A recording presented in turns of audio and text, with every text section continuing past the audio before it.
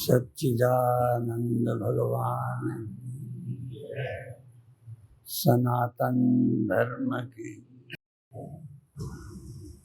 जो समय से मिला है, जिसको समय ने दिया है उसे समय छीन लेता है।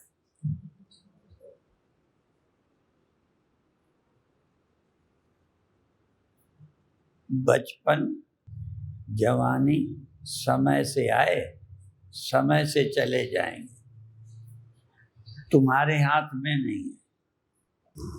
हमें उसकी खोज करना है जिसको समय ने जन्म नहीं दिया, समय जिसको समाप्त नहीं करता। बहुत उपनिषद हैं, हर उपनिषद ने हमारे जीवन के विषय में बहुत कुछ बताया है, पर मुझे ज़्यादा मनोवैज्ञानिक मानव मात्र को जल्दी समझ में आ जाए ऐसा उपनिषद है मांडूक्य। कई उपनिषद नास्तिक नहीं मानेंगे, परंतु मांडूक्य उपनिषद का विश्लेषण कोई नास्तिक भी इनकार नहीं कर सकता। इसलिए मुझे उपनिषदों में मांडूक्य उपनिषद प्रिय है, और कई बार कहा भी है कि पढ़ा करो, धीरे धीरे नहीं समझ आया होगा तो आ जाएगा। तीनों काल आपका जन्म के पहले भूत में याद नहीं है कि कोई शरीर था, और जो वर्तमान में आपके शरीर है ये पक्का है कि कुछ दिन बाद नहीं होगा। कुछ दिन पहले ये देह नहीं था, कुछ दिन बाद ये देह नहीं रहेगा। इसलिए काल से ऊपर, कालातीत नहीं है। काल खत्म करता है। भूतकाल जब देह नहीं था, हम 2-4 बरस पहले की बात नहीं कहते, कल भी जो बीत गया वो भी भूत है, 50-100 साल पहले भी भूत है। भूत का मतलब एक समय था जब ये देह नहीं था, और एक समय होगा जब ये देह नहीं रहेगा। ये केवल विश्वास की बात नहीं है, ये आपको समझ में आएगा। यही एक उपनिषद है, यही एक कथा है जो आपको सुनने में समझ आएगी। कई बार स्वर्ग समझ में नहीं आता, मरने के बाद नरक समझ में नहीं आता, पर देह का अंत होगा ये समझ में आता है। कुछ दिन पहले ये देह नहीं था ये भी समझ आता है। और दूसरी बात जो हम रोज बताते हैं, इस समय आप प्रवचन सुन रहे हो, जागे हो, ये भी एक अवस्था रोज होती है। रोज होती है, जग करके ही आप व्यवहार भी करते हो, कथा भी सुनते हो। अभी सुन रहे थे निंदा स्तुति, कुछ भी करोगे तो जग के करते हो, पर ये जगना आपका लगातार नहीं रहता, कुछ समय के लिए चला जाता है। ऐसा एक भी व्यक्ति नहीं है, एक भी व्यक्ति नहीं है जिसका जगना लगातार बना ही रहता हो। बीच में अनुपस्थित ना हो। फिर रोज आपका अनुभव है कि कुछ देर स्वप्न आ जाते हैं, वो भी बने नहीं रहते। इस कथा के समझने में कोई दिक्कत नहीं है, कठिनाई नहीं है।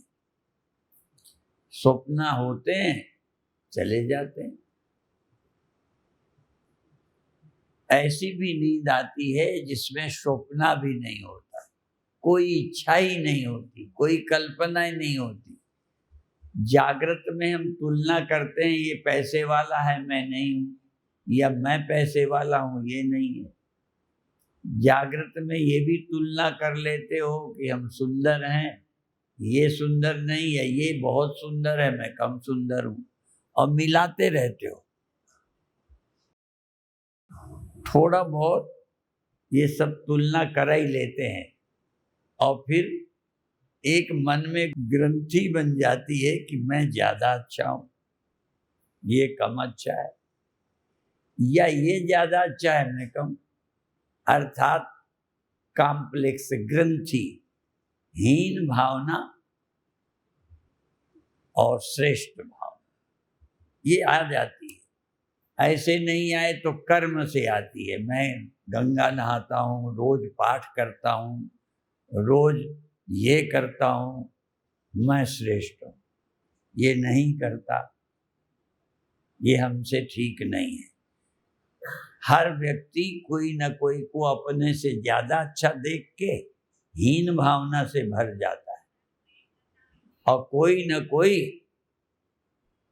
अपने को कम देखकर, अपने से लोगों को कम देखकर अपने को श्रेष्ठ भावना, सुपीरियरिटी आ जाती है। ये आती ही रहती है। ये तो साधु का भी पीछा नहीं छोड़, पर जो ग्रंथि रहित हो जाए, ग्रंथि हमेशा पैदा हुई किसी चीज की है, और हम कभी कभी साफी में गांठ लगा के, उसको भी तो ग्रंथि कहते हैं ना, शुद्ध शब्द ग्रंथि है, हिंदी में गांठ कह देते हैं। तो गांठ बनी और चली गई, गांठ बदलती रहती है। कुछ दिन पहले आप निर्धन थे,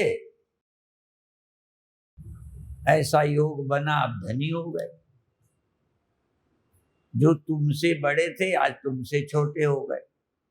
ऐसे ही लगे रहते हैं, ग्रंथि ही बनाते रहते हैं, गांठे बनाते खोलते रहते।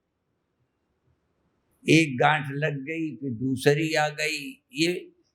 ये मन के अंदर ग्रंथि बनती रहती। इन सब गांठों से मुक्त होना। एक बात जो हमने बहुत बार कही, याद मात्र करा दें।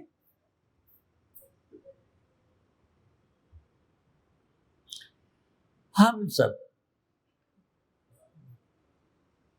ये करें तो मरने से बच जाएंगे, ये करें तो सुखी हो जाएंगे, ये करें तो ये हो जाएगा, स्वर्ग चले जाएंगे, ये सब कोई मान लेता है। तुम ये करोगे तो मौत से बच जाओगे। लोग कोशिश करते हैं, जाप करते हैं, आशीर्वाद मांगते हैं, लेकिन तुम मरते नहीं हो, ये मानना कितना कठिन। अभी हमारी समझ है कि हम मरने वाले हैं, ये दवा खाएंगे, ये कर लेंगे तो ये नहीं होगा, ऐसा तो पर मेरे दुखी नहीं रहोगे, ये समझ में आता है। अभी दुखी हो, कमियां हैं, आगे नहीं रहेंगी। अभी मन इतना अच्छा नहीं है, आगे अच्छा हो जाएगा, और तुम मुक्त हो जाओगे। ये मानने को हमारा मन, हमारी बुद्धि राजी है, क्योंकि वो भविष्य में है। पर तुम मुक्त हो, तुम अविनाशी हो, ये कैसे मान लें? कोई भी आप बुद्धि लगा लो, आगे के लिए हमारा मन बिल्कुल ठीक हो जाएगा। आगे जागना सोना सब बंद हो जाएगा, आगे जन्म मरण नहीं होगा, ये सब मान लेते हैं और ग्रंथों ने कहा भी है, पर तुम्हारा जन्म मरण नहीं होता, ये कैसे मान लो? इसलिए सबसे कठिन है, सबसे कठिन आत्मविद्या, ब्रह्म विद्या, आत्म ब्रह्म ऐक्य। मैं कालातीत हूं, काल से मैं परे हो जाऊंगा, ये तो समझ में आ जाता है, भाई हो जाएंगे, पर मेरा काल होता ही नहीं।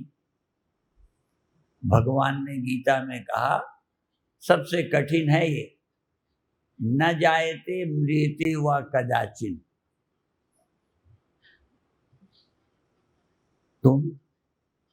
तुम्हारी आत्मा, ये तुम न जायते मृते व कदाचिन नायम भूत्वा भविता वा न भूया अजो नित्यः शाश्वतो यम पुराणो। अजो नित्य, तुम आज हो। आज जा माने जन्म, आज माने जो नहीं जन्मा था। वैसे वेद में दो मंत्र आए हैं, आजा हेका, स्त्रीलिंग में आजा जो नहीं जन्मती, और पुल्लिंग में आजो नित्या, आज जो नहीं जन्मता। आजो आजा हेका, आजा हेका, एक है जो जन्मा नहीं और एक जो जन्मी नहीं, ये जोड़ा दो हैं। प्रकृति माया जो जन्मी नहीं है, कोई परसों नरसों से शुरू नहीं हुई, 1000-2000 वर्ष से शुरू नहीं हुई। ये प्रकृति माया अजा है, कभी नहीं जन्मी और कभी नहीं मरती, क्योंकि यदि मां मर जाती, जन्म देने वाली प्रकृति मर जाती, तो जन्म वैसे ही खत्म हो जाता।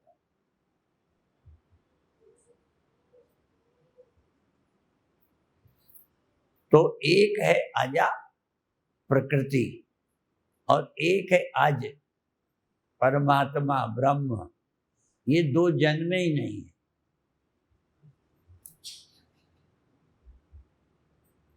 जरा विषय कठिन है, नहीं तो लगता है छेड़ें कि नहीं छेड़ें। और जब पुरुष नहीं जन्मा, प्रकृति नहीं जन्मी, तो सृष्टि भी नहीं जन्मी। क्यों? जन्म वही दे सकता है जो जन्मा हो, और जिसका जन्म हुआ है वो शुरू में ही जन्म नहीं दे सकता था, पहले जन्मा, फिर वो जवान हुआ, तब उसने जन्म दिया। बेटी पहले जन्मी, फिर जवान हुई, तब दूसरे को जन्म दिया। जन्म देने वाले जब जवान होते हैं तब जन्म देते हैं। तो प्रकृति जन्मती तो कुछ दिन बाद सृष्टि पैदा करती, परमात्मा जन्मता, फिर जवान होता, फिर सृष्टि करता। जब वो जन्मे नहीं है तो जवान भी नहीं हुए होंगे, फिर बूढ़े भी वो नहीं होंगे, तो सृष्टि कब की होगी? तुमको हम कहें कि तुम जन्मे थे उसी दिन सृष्टि पैदा करने लगे थे? नहीं। तो जो जन्मा नहीं है वो जवान नहीं होगा, बूढ़ा नहीं होगा, तो सृष्टि उसने जन्म कब दी होगी? कई बार हम लोगों को लगता है ईश्वर इतने दिन बाद जन्म देगा, तो जब वो जन्मा ही नहीं, जवान तो पहले ही से रहा होगा, तो सृष्टि भी उसकी पहले से ही। तो इसीलिए आर्य मानते हैं कि ईश्वर भी अनादि है, जीव भी अनादि है, प्रकृति भी अनादि है। अर्थात परमात्मा का भी जन्म नहीं हुआ, जीवों का भी जन्म नहीं हुआ, इसलिए सब अनादि हैं, शुरू से हैं। तो बीच में हम नहीं हुए, पर फिर हमें लगता क्यों है, यही समझना है। बड़ा कठिन विषय है, धीरे धीरे आता है, पर अपना इतना लेके आज पूरा कर देते हैं कि कोई ऐसा नहीं है जिसको जागृत अवस्था न हुई हो, कोई इनमें नहीं है जिसका स्वप्नावस्था न हुई हो, कोई इनमें ऐसा नहीं है जिसकी सुषुप्ति न हुई हो। ये तुम्हारे रहते पता नहीं कैसे पता चलता है, पर पता चलता है कि अवस्थाएं आती जाती रहती हैं और इन सब के आने जाने पर एक इनमें बना रहता है, जिसके रहते ये सब आती है, पर उसका कोई आकार नहीं है, वो कोई जानने में आता नहीं है। वह है तो पक्का, क्योंकि स्वप्न हुए तब वो मौजूद था, सुषुप्ति हुई तो मौजूद था, जागृत हुई वो मौजूद है। ये आते जाते रहते हैं, तो कोई तो है जो आता जाता नहीं। उसका नाम क्या है हम नहीं जानते, उसका आकार क्या है, उसका गुण क्या है, उसका स्वभाव क्या है, पर है। और जो है वो नजर नहीं आता, है तो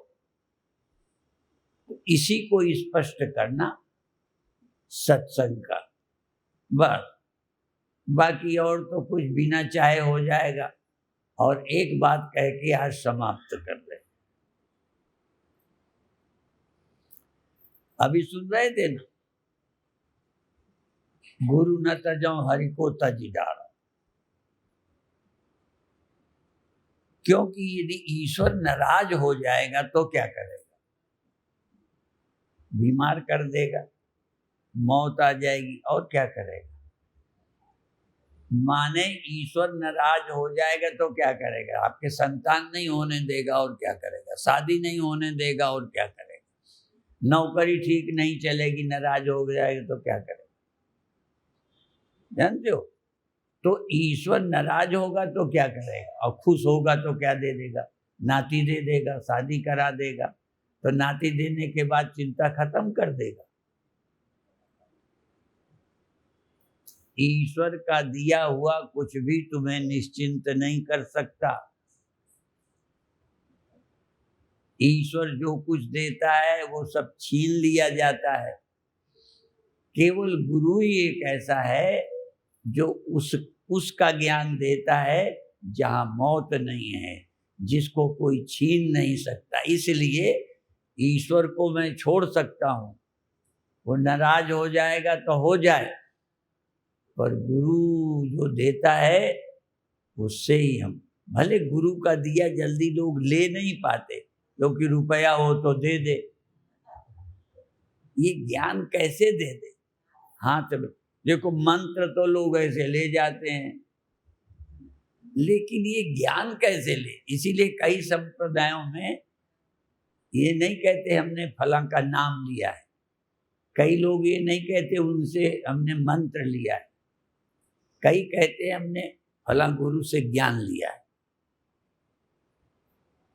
ज्ञान कोई गुरु का ले ले, फिर ईश्वर भी नाराज हो जाए तो कोई बात नहीं, क्योंकि यही छीनेगा। गुरु ने पहले कह दिया ये तू नहीं है, ठीक है। ऐसे नहीं है कि गप मार दी, ईश्वर का दिया हुआ छीन जाएगा, पर गुरु जो देगा उसे कोई छीन नहीं सकता, काल भी छीन नहीं सकता। इसलिए गुरु न तजो हरि को तजी डालो, ठीक है। अब बाकी ये कार्यक्रम का इस बार का ये आज पूर्णता का है। कल से कथा है स्वामी ज्योतिर्मयानंद की, कहाँ, धारूहेड़ा, ठीक है। तो हम तो यहाँ थोड़ा बहुत बोलना ही पड़ता है, वैसे कब छुट्टी मिल जाए इससे। और फिर लड़के जब कमाने लगते हैं तो बाप निश्चित तो हो जाता है। तो ये हमारा कथा का धंधा था, अभी इन्होंने ले लिया, मामा छुट्टी, ठीक है। तो आप लोग भी जो उपदेश से मिलता है, जो उपदेश से मिलता है, इसलिए गुरु उपदेष्टा है। गुरु का दिया, गुरु समझ देता है, गुरु ज्ञान देता है, तुम कौन हो ये पहचान देता है बस। और वो पहचान कर लो तो आज मुक्त। और कुछ अभी है नहीं रहेगा। ईश्वर का दिया आज है, कल नहीं रहेगा। ईश्वर का दिया आज नहीं है, कल मिल जाएगा। कई को आज नहीं कल मिल जाएगा, कई का मिल गया है छिन जाएगा। ईश्वर का दिया मिलता भी छूटता रहता है। गुरु ऐसी चीज देता ही नहीं है। और फिर गुरु उपदेश देता है, वस्तु नहीं देता, जो है आपको प्राप्त। इसलिए प्राप्त की प्राप्ति कराता है गुरु।